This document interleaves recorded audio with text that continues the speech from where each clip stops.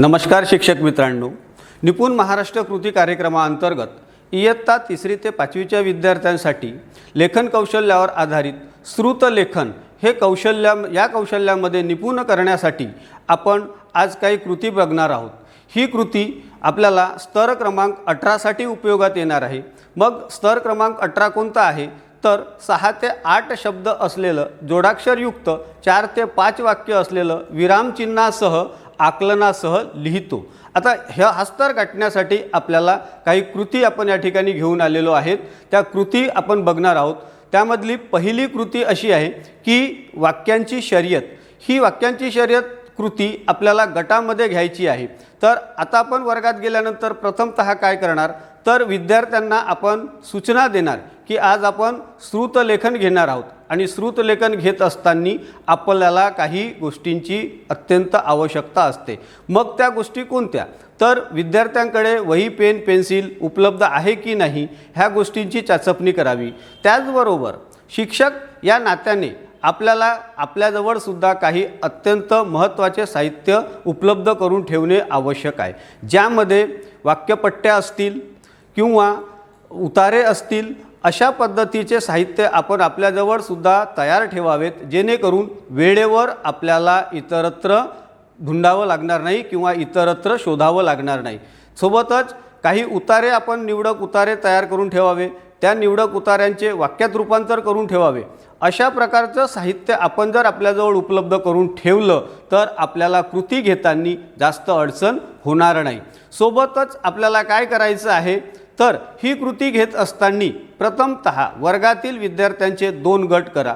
जास्त विद्यार्थी असतील तर आपल्या स्तरामध्ये 4 ते 5 वाक्याचं श्रुतलेखन आपण या ठिकाणी करतो। वर्गात जर जास्त विद्यार्थी असतील तर 5-5 विद्यार्थ्यांचे आधी 2 गट करा।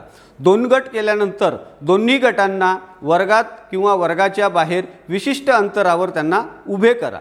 विशिष्ट अंतरावर उभे केल्यानंतर त्यांना सूचना द्या की मी तुम्हाला काही वाक्यपट्ट्या देणार आहे किंवा वाक्यपट्ट्या तुम्हाला एका टोपलीतून किंवा फरशीवर आपण एक गोल करा, त्या गोलामध्ये त्या वाक्यपट्ट्या ठेवा आणि विद्यार्थ्यांना सूचना द्या की या वाक्यपट्ट्यांमधून एक वाक्यपट्टी एकेका विद्यार्थ्याला उचलायची आहे। वाक्यपट्ट्या पूर्ण उचलून झाल्यानंतर एका गटाने 5 दुसऱ्या गटाने 5 वाक्यपट्ट्या उचलल्यानंतर यांना विद्यार्थ्यांना तिथं थांबवा। नंतर काय करा तर ज्या विद्यार्थ्यांनी वाक्यपट्ट्या उचलल्या त्या गटप्रमुखाने एकत्र करायच्या। गटप्रमुखाने त्या वाक्यपट्ट्या एकत्र केल्यानंतर त्या वाक्यपट्ट्या क्रमवार लावायच्या आणि त्या क्रमवार लावल्यानंतर विद्यार्थ्यांकडून त्याचं वाचन करायला लावायचं। विद्यार्थ्यांनी त्याचं वाचन केल्यानंतर एका गटाचा एक उतारा तयार होईल, दुसऱ्या गटाचा दुसरा उतारा तयार होईल।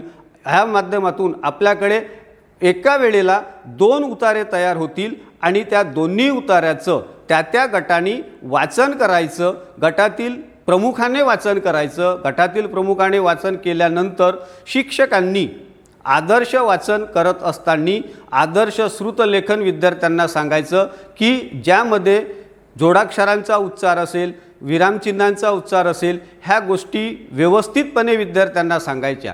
विद्यार्थ्यांनी ते सगळं आपल्या वहीत लिहिल्यानंतर काय करायचं त्या वह्या विद्यार्थ्यांकडूनच एकमेकाकडून तपासून घ्यायच्या।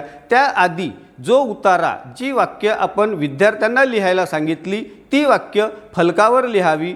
फलकावर लिहिल्यानंतर विद्यार्थ्यांनी ते वाक्य फलकावर लिहिलेल्या वाक्यांशी जोडून बघावी आणि त्यानंतर ती तपासून घ्यावी। ती वाक्य विद्यार्थ्यांनी तपासल्यानंतर एकदा शिक्षक म्हणून आपण तपासावी। ज्या चुका झाल्या असतील त्या चुका विद्यार्थ्यांना समजावून सांगाव्या आणि अशा प्रकारे ही कृती घेतल्यामुळे काय होईल की विद्यार्थ्यांना नक्कीच या कृतीचा फायदा होईल। या कृतीमुळे विद्यार्थ्याचं ज्ञान संपादन करण्याची पातळी वाढेल, विद्यार्थ्यांची शब्दसंपत्ती वाढेल, विद्यार्थ्यांची चिकित्सक बुद्धी वाढेल आणि क्रमाने पट्ट्या लावल्यामुळे आपण जर क्रमवार पट्ट्या लावल्या, क्रमवार वाक्य लावले तर यापासून एक उतारासुद्धा तयार होतो। ही संकल्पना विद्यार्थ्यांची या कृतीच्या माध्यमातून स्पष्ट होईल। तर मित्रांनो, अशा प्रकारे जर आपण आपल्या विद्यार्थ्यांसोबत ही कृती घेतली तर नक्कीच विद्यार्थ्यांचा हा स्तर गाठण्यासाठी याचा फायदा होईल असं मला विश्वास आहे। तेव्हा आपण आपल्या वर्गामध्ये ही कृती एकदा नक्की घेऊन बघा। धन्यवाद।